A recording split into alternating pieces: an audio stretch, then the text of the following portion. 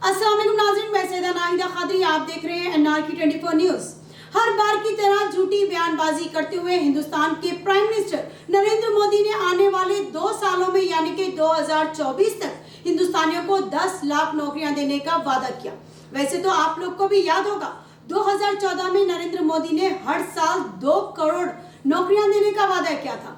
इस हिसाब से अगर देखा जाए तो अब तक 16 करोड़ नौजवानों को नौकरियां मिल जानी चाहिए थी, मगर हिंदुस्तान में नौजवानों की बेरोजगारी दूर होने के बजाय उल्टा हिंदुस्तान में महंगाई ही बढ़ गई।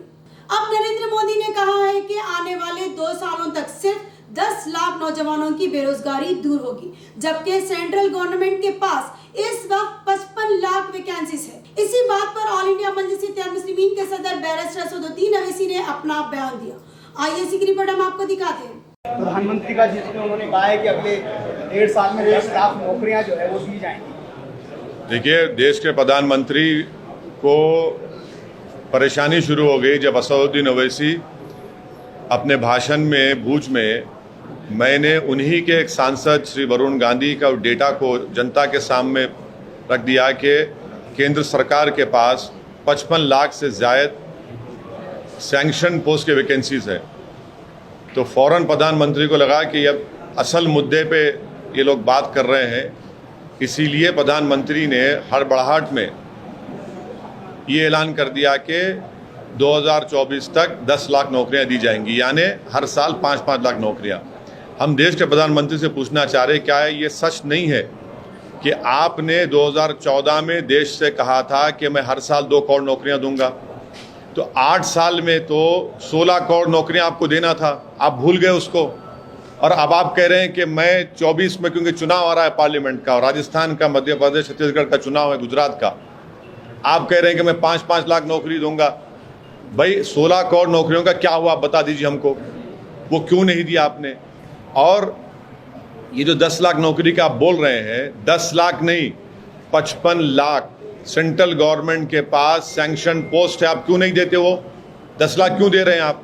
और चौथी बात यह है कि 8 साल में आपने तो कॉन्ट्रैक्चुअल अपॉइंटमेंट आपने अपॉइंट किया, जिसको हिंदी में कहते हैं कि संविदा कनन जारी, यानी कोई भी किसी को हायर करेगा, फायर करेगा, कीमतें सरकार की वजह से बढ़ रही है तो उसकी तनख्वाह नहीं बढ़ेगी, माने किस्म से स्लेवरी करेगा। ये क्या कर रहे हैं? आपने तो कुछ नहीं किया। डॉलर तो अब करीब 79 रुपीज़ हो चुका है। अनएम्प्लॉयमेंट भारत में 7.83 है। आप तो पहले हर साल 2 करोड़, वो झूठ साबित हुआ, जबकि 16 करोड़ नौकरियां मिलनी चाहिए थी। अनएम्प्लॉयमेंट 7.83 है, इन्फ्लेशन हाईएस्ट है।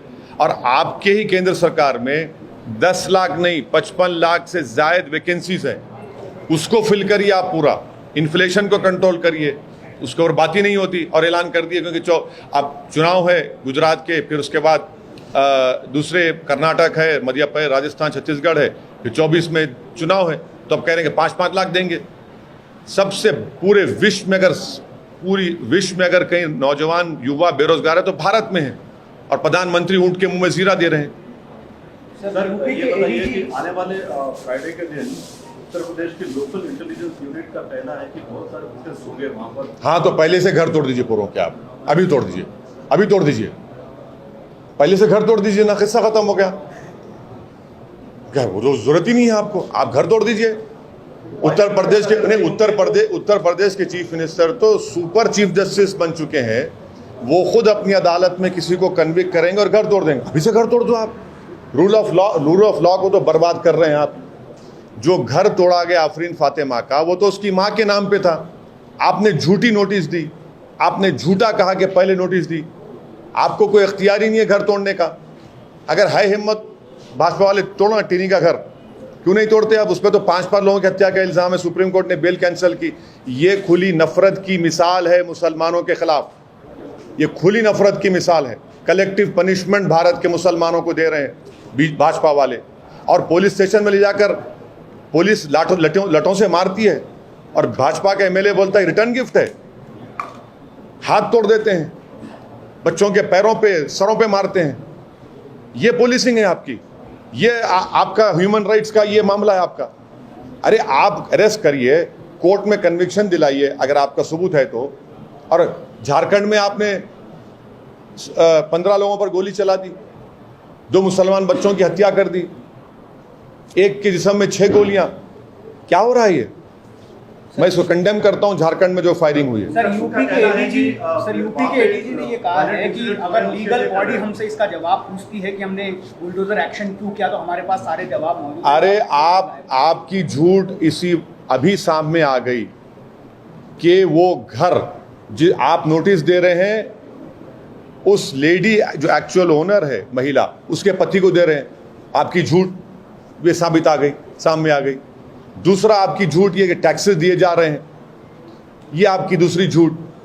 तीसरी झूठ, आपके कैमरास थे, लाइव दिखा रहे थे, हथियार दिखा आपको। अच्छा, अगर हथियार मिला भी तो सीन ऑफ ऑफेंस को प्रिजर्व करना चाहिए ना, आपने उसको भी बर्बाद कर दिया। ये कलेक्टिव पनिशमेंट दिया जा रहा है। इसी तरह हम आपके सामने सच्चाई दिखाते रहेंगे। इंतजार करिए हमारे अगले न्यूज का। हमारे इस न्यूज के पेज को लाइक करिए, यूट्यूब पे सब्सक्राइब करिए। जय हिंद।